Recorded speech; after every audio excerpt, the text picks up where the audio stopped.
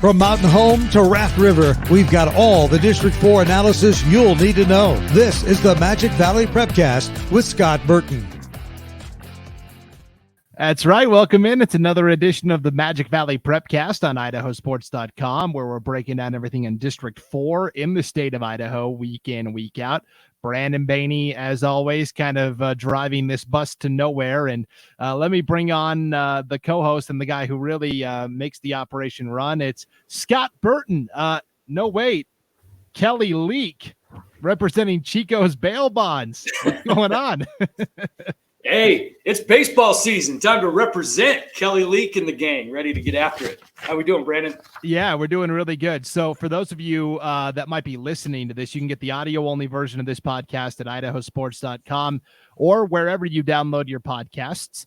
Video version as well on the IdahoSports.com YouTube channel and Facebook page. And if you're watching the video, you'll notice we always have our names at the bottom of the screen, just in case you forget who's who here. I mean, people get us mixed up all the time, Scott. Yes, they do. It's quite annoying, but you know what? It's all right. Yeah, it's a burden we both have to share. So for Scott, instead of Scott Burton below his name, it says Kelly Leak, Chico's bail bonds, of course, the great character from the Bad News Bears. So, yeah, where'd they go? They went to the Astrodome, and then they went to Japan, right? They went all over. Yes, they did. They were world travelers by the end of it all. Chico's bail bonds flipped a pretty solid bill for that, just to sponsor guys like myself. Yeah, no doubt. So, yes, baseball season is just around the corner. And on this week's edition of the Prepcast, we're actually going to be talking a lot of softball and some track and field. So we talked about last week on the Prepcast, there's just so much going on in spring sports. We're not going to be able to get to everything every week because, I mean, there's golf, tennis, track and field, boys and girls, baseball, softball. I mean, there's just so much going on. So we're going to just pick a few big stories and really shine the spotlight on a couple of things going on. And the first thing, I check the track and field leaderboard pretty much every Monday. That's how I start my week, Scott. I'm like, okay, who had good times last week? Who had good marks? And I got to tell you, I looked at the boys track and field statewide leaderboard, and it is littered with Kimberly athletes, specifically the Bair brothers, Jaxon, a senior, and Gatlin, a sophomore. I tell you what, this is something that comes through a school once in a blue moon. I mean, you've got two kids here who are just mega talented, but they've got all of the pieces of this track puzzle in place. I mean, not only do they have this just rare God-given talent, but they've got an extremely strong support system. Their parents are grooming them and training them, not kind of in a, Williams sisters kind of way, but really supporting them and showing them the way. And these kids are doing it on their own. And I mean, as we know, Jackson's headed to the University of Arkansas. And these kids are going to be competing against each other in the SEC. I mean, this is an insane story, but when you look at what they're able to do on the track and in, I guess, the long jump pit and all that kind of stuff, they're untouchable, absolutely untouchable. Yeah, I mean, just at the statewide level, the state leaderboard, 5A all the way down to 1A, Gatlin Bair, he came like shot out of a cannon. He's already got the best 1 and 200 meter times, 1080 in the 100 meters, Scott, in the first meet of the year, the Kimberly Spring Opener. That's insane. Yeah. Well, it is insane. You don't see that early because, I mean, not only are you not into, the track mode yet, but you're dealing with weather usually at that early in the stage, and this is just going to get better for these guys. They are so explosive. I mean, you talk about Gatlin, their coaches, when they time his workouts, they just start laughing because they just can't believe how good this kid really is. I mean, it's one of those things, I've been a coach a long time in various sports, but you get these kids that sometimes you just roll the ball out and let them go. And that's what these Bair kids are. They're like I said, they're guided well with some great coaches and some great parents. And they're great kids on top of that. So, I mean, they've got all the pieces in place to really be successful, not just in high school, but in their SEC track career, which is really weird to say, but they're just going in the right direction. I mean, they're like the Manning family, but for track and field. I mean, because the oldest boy, Peyton Bair, he committed to Missouri, to Mississippi State, another SEC program. He's serving a 2-year mission, and that'll be coming up to an end soon. And so you're going to have two brothers dueling each other. Their teams are going to be dueling each other in the SEC, like you alluded to. And Gatlin, I think the sky's the limit. He could football, basketball, track, whatever he wanted to pursue. There's going to be a lot of people lining up for his services. He's only a sophomore, so I mean, it's just incredible. That's what I'm talking about. Is just those guys are. I just think it's going to be so cool to follow, just from a Magic Valley standpoint, a small town Idaho standpoint, when those brothers get to, their respective schools and college, and watching them go. And it's not just because they're a story. Oh, hey, Magic Valley kids made it to the SEC. They're running big time D1 track or whatever. But these guys are actually going to make a difference there, which is insane when you think about it. And, not to get ahead of myself or anything like that, but these are the kinds of stories and launching pads and opportunities that you get if you mature in the right way. I mean, who knows? We may see some of these guys in the Olympic Games. I mean, that is just the kind of path that they're on right now. And it's going to be a lot of fun to watch. Yeah, it's going to be so much fun. So Gatlin, we talked about the best 100 time in the state right now, 1080, the best 200 time as well, 2183. Gatlin also has the best long jump so far in the state of Idaho, 22 feet, 6.5 inches. And again, that's first meet of the year, though, especially the long jump number. I expect that number to go up. And Jaxon has the best 400 time in the entire state, 50-16. I mean, he could be running sub 50 by the end of the year, which is incredible for a high school athlete. Oh, no question about it. And I think the one thing that, you have to understand when you've got this kind of talent is, being an ex-athlete from back in the day, which was a Wednesday, you have to know your body, and I think one thing that I think these Bair boys have is, or they understand their physical limits, right?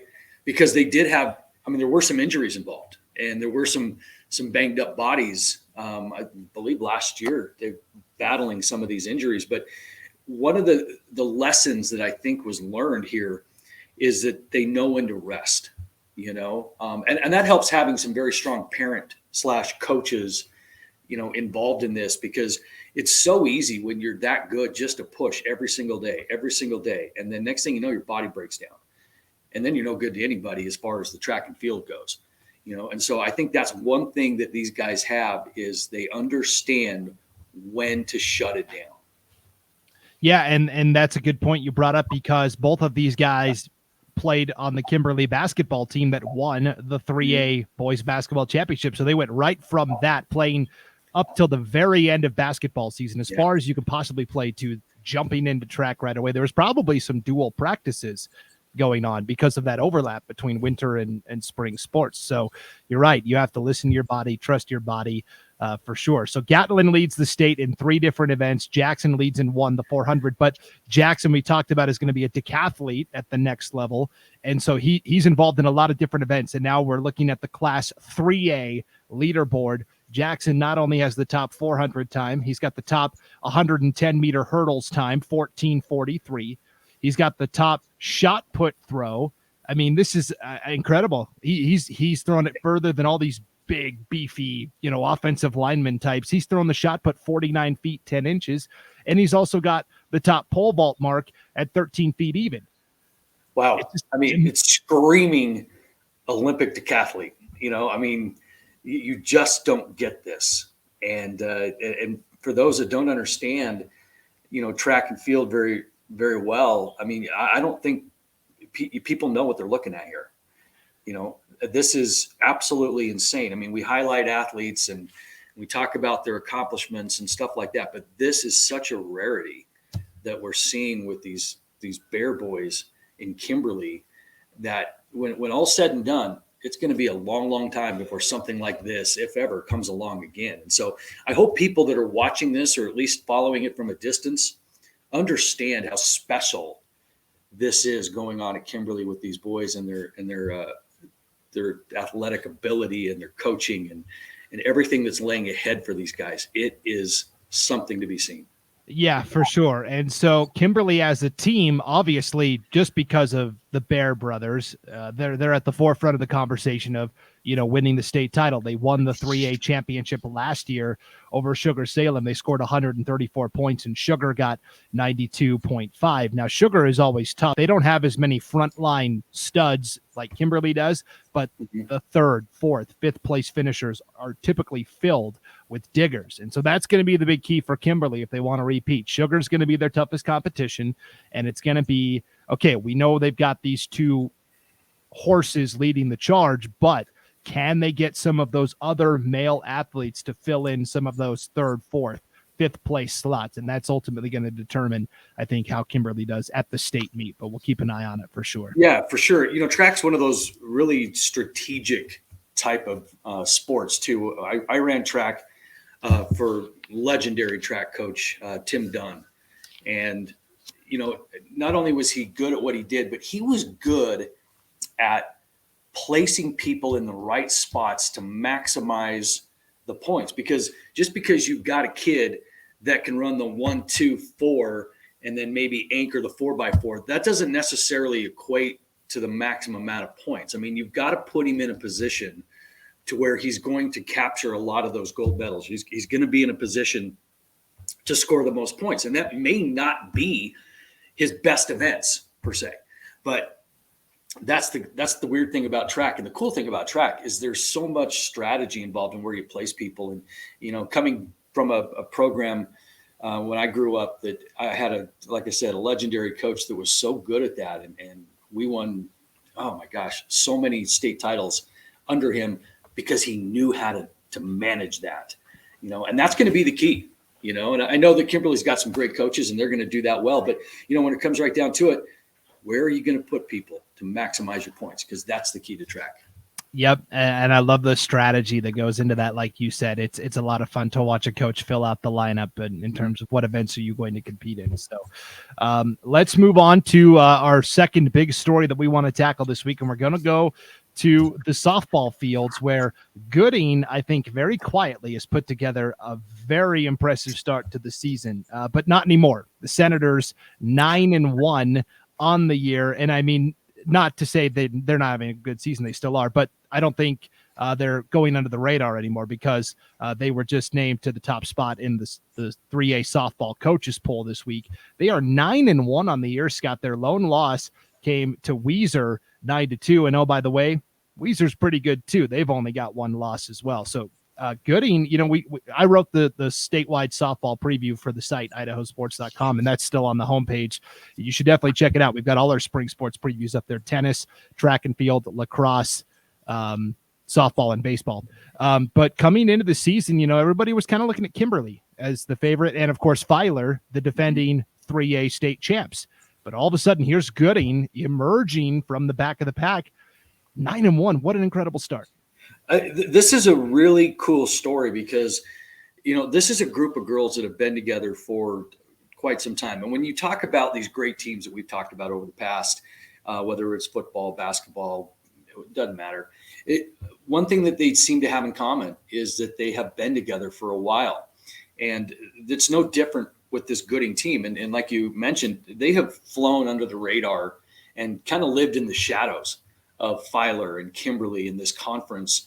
And now all of a sudden they are finding themselves at the forefront with an extremely talented group of girls that have been together. They're on a little travel team. And since they, 14-ish, even younger than that, they were playing at the 10U, 7 seniors. And so, it's got some leadership.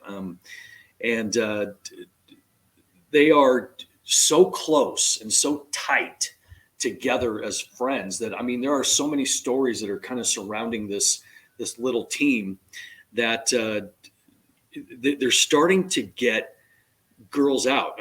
They've had a hard time in the past fielding, a JV team because their numbers have been right around 17, 18, whatever. All of a sudden, they've got 27 girls out, and they are good. And the thing is, they all sort of practice together a little bit too. And you will see the varsity teaching the JV, running them through some drills, showing them some things, because this program right now is the epitome of a program.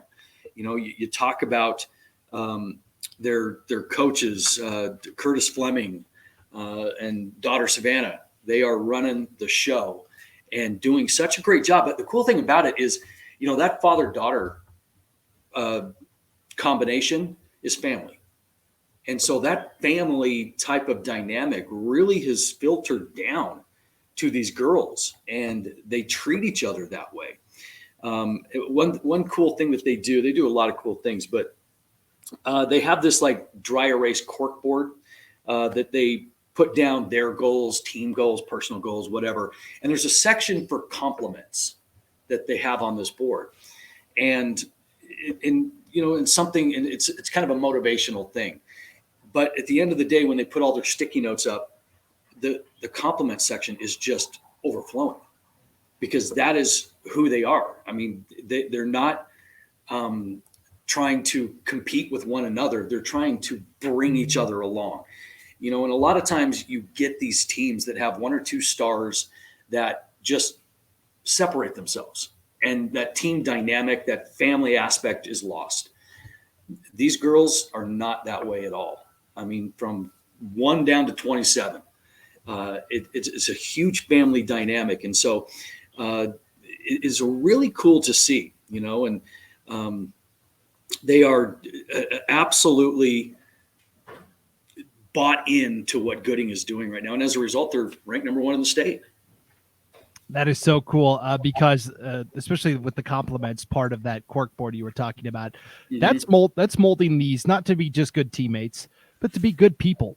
When they graduate from Gooding and they go out into the world, they're going to take these lessons that they've learned from the Flemings, the coaches, and apply that.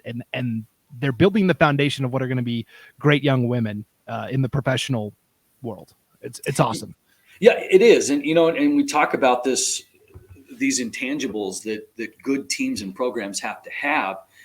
Well, factor in Gooding's got some pretty solid talent on top of that. And if you combine those two things, holy cow, you have got a machine, and you talk about, some of these players, they've got the Durham sisters, that they played with the Dirt Dogs in the summer. A lot of their girls are doing stuff like that. They've got, 2 sophomore pitchers that are pretty solid. I mean, young arms. Malin Durham kind of leading the way on the mound. Defensively, this group is solid. And they have this really unique balance of everything: speed, power. They're not afraid to lay down a bunt. And matter of fact, they go absolutely bananas when they lay a bunt and do those little things. I mean, it's not about getting up there and swinging for the fence all the time.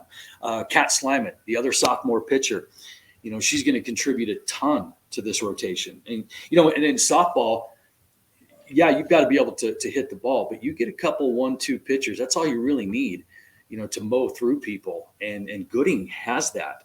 Alex Rowe, their shortstop, cleanup hitter. She's kind of the cornerstone of this program. Morgan Durham, another one of those utility, does everything, and they just have all the pieces talent-wise. And then, like I said, you factor in this whole we care about each other.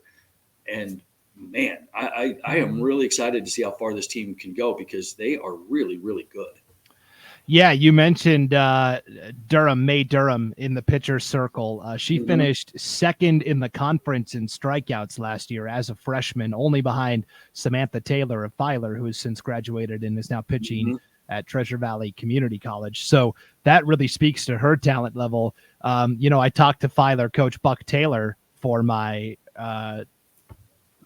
season preview on the site.